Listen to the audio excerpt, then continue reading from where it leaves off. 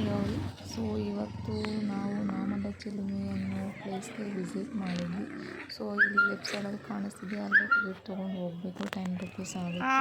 So ನೀವು ಹೋಗ್ತಾ ಇದ್ದಾಗಲೇ ನಿಮಗೆ ಜಿಂಕೆಗಳೆಲ್ಲ ಕಾಣಿಸುತ್ತೆ. ಸೊ ನೀವು ಜಿಂಕೆಗೆ ಏನು ಬೇಕಾದ್ರೂ ತಿನ್ನಿ. ಸೊ ನಾನು ಕೂಡ ಒಂದು ಸ್ವಲ್ಪ ಸೊಪ್ಪನ್ನು ತೊಗೊಂಡು ತಿನ್ಸೋಕ್ಕೆ ಟ್ರೈ ಮಾಡಿದೆ, ಬಟ್ ಅದು ತಿಂತಾನೇ ಇರಲಿಲ್ಲ. ಬಟ್ ಆದರೂ ಬಿಡಲಿಲ್ಲ. ಸೊ ಆದರೂ ಟ್ರೈ ಮಾಡ್ತಾನೆ ಇದೆ, ಯಾವುದಾದ್ರೂ ಜಿಂಕೆ ತಿನ್ನುತ್ತೆ ನಮಗೆ ಸೊಪ್ಪು ಕೊಡೋಕ್ಕೆ ಟ್ರೈ ಮಾಡ್ದೆ.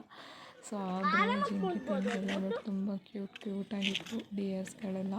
ಸೊ ಹಾಗೆ ಇದನ್ನು ವೀಡಿಯೋ ಮಾಡ್ಕೊಂಡು ಹೋಗ್ತಾ ರೋಡಲ್ಲಿ ಹಾಗೇನೆ ಕೋತಿಗಳು ತುಂಬಾ ಕ್ಯೂಟಾಗಿತ್ತು. ಸೊ ಏನು ಮಾಡ್ತಿದೆ ಅಂತ ನೋಡೋಣ ಅನ್ನೋಷ್ಟರಲ್ಲಿ ಇಲ್ಲೊಂದು ತುಂಬಾ ಕ್ಯೂಟಾಗಿರೋ ಪೇರು ಒಂದಿತ್ತು. ಆದರೂ ಕೂಡ ನೀಟಾಗಿ ವೀಡಿಯೋ ಮಾಡಿಕೊಂಡೆ ನಾನು. ಸೊ ಇದೇನೋ ಟಿವಿಲಿ ನೋಡಿದ ತಕ್ಷಣ ನಗು ಬಂತು. ಸೊ ಇದಕ್ಕೆ ಲವ್ ಸ್ಟೋರಿನೂ ಇರ್ಬೋದು ಅಂತ ಅಂದ್ಕೊಂಡು ಇದು ಯಾವುದೋ ಕೆಳಗಡೆ ಮಲ್ಕೊಂಡೋಗ್ಬಿಟ್ಟಿದೆ. ಸೊ ನೋಡೋಕೆ ತುಂಬಾ ಚೆನ್ನಾಗಿತ್ತು. ಸೊ ಎಂತ ತರಲಿಕ್ಕೆ ಕೂತಿದ್ದಾರಲ್ಲ ಅಂತೆಲ್ಲ ಅಂದ್ಕೊತಾ ಇದ್ದೆ. ಸೊ ಹಾಗೆ ಹೋಗ್ತಾ ಮುಂದೆ ನಿಮಗೆ ಎಷ್ಟೊಂದು ಜನ ಇಲ್ಲಿ ಕೈಯೆಲ್ಲ ಕೊಡ್ಕೊಂತಲ್ಲ ನೀರಕ್ಕೆ ಕೊಡ್ತಾ ಇದ್ರು. ಹಾಗೆ ಇದ್ರದ್ದೊಂದು ವೀಡಿಯೋ ಕೂಡ ಮಾಡ್ಕೊಂಡು ಈ ನೀರು ಎಲ್ಲಿಂದ ಬರ್ತಿದೆ ಅಂತ ಸೊ ನೀರು ಟೈಮ್ ಹರಿತಾನೆ ಇರುತ್ತೆ ಇಲ್ಲಿ ನೀರು. ಬಟ್ ಎಲ್ಲಿಂದ ಬರ್ತಿದೆ ಅಂತ ಗೊತ್ತಿಲ್ಲ. ಬಟ್ ಇದ್ರದ್ದು ಒಂದು ವಿಶೇಷವಾದ ಕಥೆನೇ ಇದೆ.